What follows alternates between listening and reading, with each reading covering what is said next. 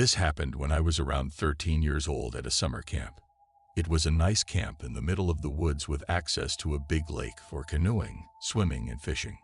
I wasn't really into outdoor life, but it was better to be here than staying home all summer. I was signed into a cabin with 4 other kids my age, and we got along just fine, but we didn't really connect. But then I found Kyle. Kyle was assigned to the cabin next door, and we quickly became good friends. He was quiet but had an infectious curiosity that drew me in. We spent our days exploring the woods, fishing at the lake, and sharing stories around the campfire. Everything seemed normal until one night. Kyle suggested we explore a part of the forest the counselors had warned us about. They say it's haunted. Kyle whispered with a mischievous grin. The idea sent a thrill down my spine, and against my better judgment, I agreed. As the night came and the camp was asleep, we slipped out of our cabins and into the woods. The deeper we went, the denser the forest became. Eventually, we came across an old, overgrown path that led to a dilapidated building, an abandoned chapel, its steeple barely visible through the thick foliage. "We should go inside," Kyle urged, his eyes gleaming with excitement. The door creaked ominously as we pushed it open, revealing a dark, musty interior. The air was thick with the scent of decay. We took a few steps inside, and then we jumped. A loud noise echoing.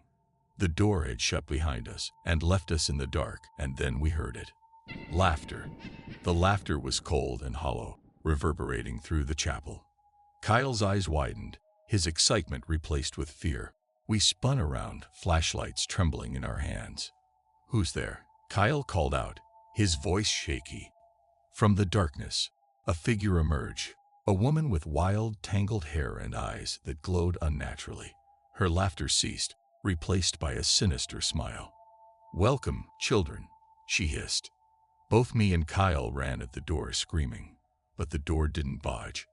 I turned around again just to see that the old lady was reaching for my shoulder when the door finally cracked open. I woke up screaming and gasping for air, but then I looked around and realized I was in my cabin back at camp. I immediately woke the other kids up. I had to ask them if they had seen Kyle or the old dreadful lady. Everything to calm my nerves. The curly brown-haired guy looked at me with the most confusing face. "There is no one named Kyle at this camp," he said. "What are you talking about?" The other children agreed. All that could escape my baffling mouth was a low mumble. I must just have dreamed it. I turned around in my bed, trying to fall asleep. But there was something bothering me. Other that Kyle might not be real, there was a terrible pain coming from my shoulder. And there it was.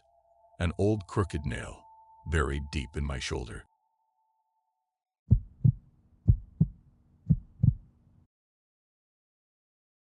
It was about 20 years ago when I went to a summer camp with my best friend Joel.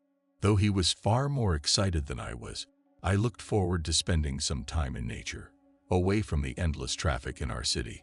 The other kids were older, but I didn't let it bother me. While Joel tried his best to keep up, I took in our surroundings and enjoyed my time. I was an old soul, so one of the adults told me. As the hours passed and everyone finished setting up their tents, something began feeling off to me. I felt like eyes were pricking in my back all the time, and I couldn't stop looking at the trees. Joel didn't notice my discomfort, being swept up in our summer camp, but I knew something wasn't right. Thus, when the older kids dared us to come out of our tents at night, I felt anxious and afraid. I wanted to tell Joel, but he brushed it off, ignored me even. I stopped in the dark, listening to their receding footsteps in front of me. Though I was hurt by Joel's neglect and scared to the bone, I was convinced I could find the way back to camp and turned around. I got lost, of course. I couldn't recognize anything in the dark, and only one of the older kids had had a flashlight, so I could barely see in the first place. So when I saw light after what seemed like hours, I immediately approached it, like a moth flying into a lamp. There was light below me, in the valley, and I blinked to be sure of what I was seeing. From what I vaguely remember, there were fences, like a prisons, and vans drove over the vast terrain beneath me. There were people, but they were so small that I couldn't even see if they were talking, and before I could take in anything else, someone grabbed me from behind and put a cloth over my mouth.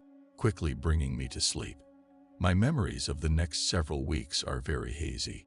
I remember sitting in different rooms, people talking to me with lulling voices, like trying to hypnotize me. Maybe they did, even. Sometimes they tried other methods, more violent ones. I could never tell anyone about anything I saw, and I realized that even sharing this story could be very dangerous. Still, I want to know what happened to me and what was done to me. I just hope someone can tell me, as I haven't been able to find my own answers. I've revisited the location in the mountains where we had our summer camp all those years ago. I searched for days for a place that resembles my vague memories from back then, but I have found nothing.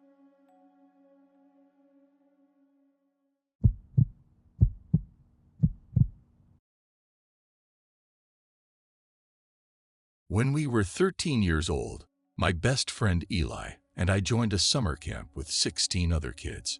5 adults drove the cars, and we went out quite far into the mountains.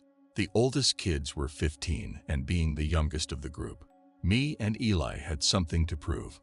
We tried our best to keep up while building huts and making fires, and I'd say we did pretty well. I even helped out another guy putting up his tent. I think he felt embarrassed, because he immediately started telling me scary stories about the mountains and how real courage would be tested at night. Not yet realizing he was probably trying to defend his pride, I went to Eli and told him about the chance to prove ourselves, but he wasn't too happy.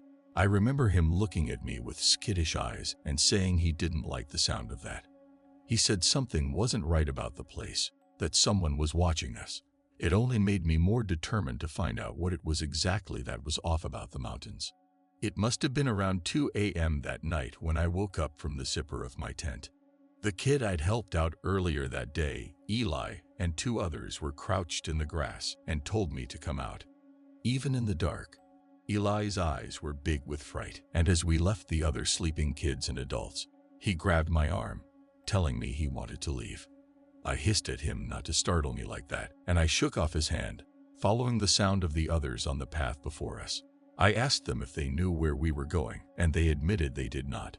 What if we run into a bear? I asked, feeling a lot more scared as the wind suddenly died down and the trees stopped rustling.